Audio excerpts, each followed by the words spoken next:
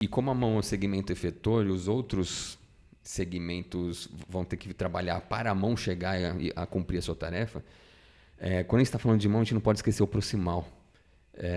Então, contar a história que eu sempre conto para ilustrar isso. Uma primeira paciente que eu atendi na neuro, ela tinha uma doença cerebelar que chamava ataxia. Só porque eu vou falar o nome da doença agora, eu esqueci. Telangiectasia, enfim. Era uma doença cerebelar. E ela tinha uma ataxia, o tronco dela ficava tremendo, oscilando. Então, o eixo do corpo e a cintura escapular. Tremia. E ela não tinha nenhum problema de motor na mão, mas a mão dela era completamente atrofiada e justamente por não ter função e não ter a musculatura com um tônus adequado, a mão era completamente plana. Então, isso que o Franco falou do região tenar e hipotenar, o buraquinho no meio, o formato de esférico ou cilíndrico da mão, o dela era completamente plano, se assemelhava um pouco a essa história da garra. E ela tinha uma mão meio em garra, assim mesmo. Sem ter nenhum problema neurológico relacionado à mão. Mas a mão não trabalhava porque o tronco não parava e o ombro não parava. Então, quando ela quisesse pegar qualquer coisa, na verdade, ela batia na coisa, derrubava. E o Franco ficou com medo aqui. E na verdade, eu estou numa fase desastradíssima, assim, é bom evitar.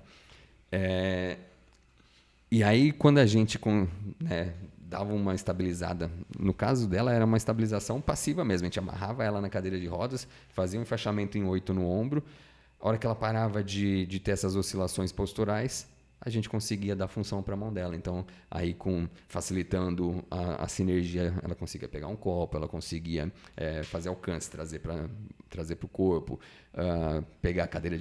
tocar a cadeira de roda, mas ela precisava ter estabilidade para conseguir fazer isso.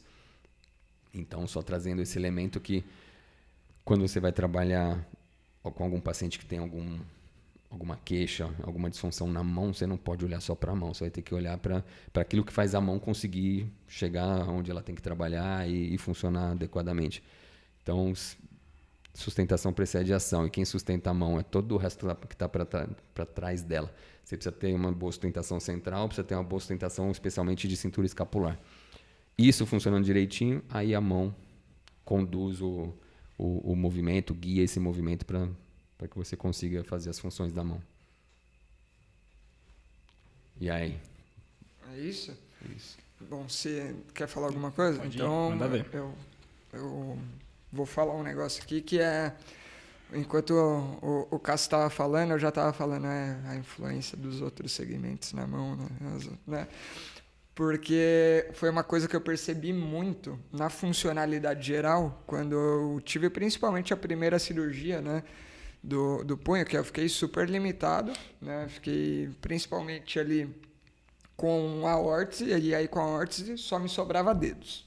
E aí só sobrando dedos também não tinha muita coisa para fazer, mas depois que reabilitou ali, já tirei os pontos e aí comecei a ganhar um pouquinho de mobilidade para poder usar a mão, mas minha cirurgia, para quem não sabe, foi uma cirurgia de punho. Então, meu principal comprometimento foi relacionado ao punho.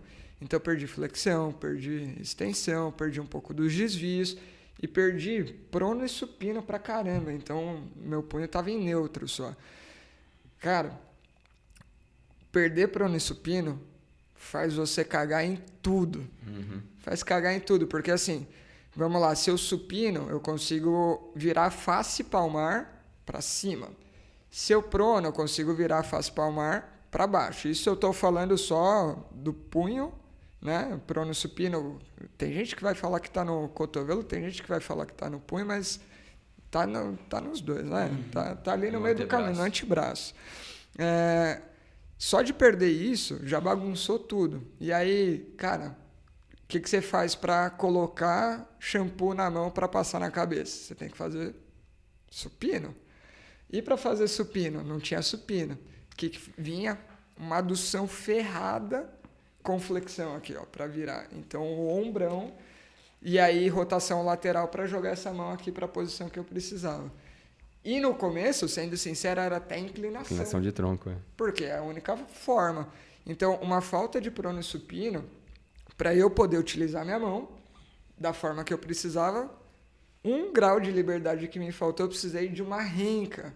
Precisei de rotação do ombro, precisei de adução, precisei de flexão, precisei de inclinação. Vamos colocar água no copo. Não tenho prono. Para onde que vem o negócio? Elevação, abdu e rotação medial. E a inclinação do tronco. E a inclinação, pro outro lado. Quando precisava muito, era isso. Cara, eu lembro bem assim, da 4ª para 6ª semana, o ombrinho começou a reclamar. Típico assim, né? Porque precisava fazer as coisas, não tinha. Então, é interessante entender esse meio do caminho, né? Uma puta história legal, porque nas situações mais habituais do nosso dia a dia, é o contrário. A gente tem alguma queixa do paciente de extremidade e a gente vai entender que a causa raiz está no centro. E a gente você tem lá uma tendinopatia no punho. E aí você vai estabilizar o tronco, estabilizar a escápula para usar o punho melhor. Mas essa história é legal para mostrar que isso não é regra. Não é regra. Porque aí vai ser o efeito contrário. De repente aquela pessoa chega falando, cara, tô com uma dor lombar, assim, uma dor meio nas costelas. Vai lá, estabiliza o tronco.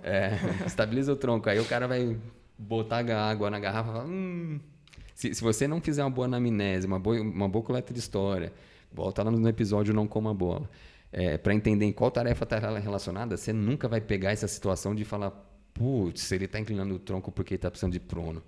E aí, como ganhar essa prono, aí são outros 500. Sim, aí você vai ver se basta trabalhar a mobilidade ou se volta para cirurgia, tira a placa e como é que aborda isso. Mas a causa raiz você achou. E caso não seja resolvível naquele momento, como é que a gente pode adaptar da melhor forma para ter uma boa funcionalidade sem queixa e com a melhor custo-benefício possível.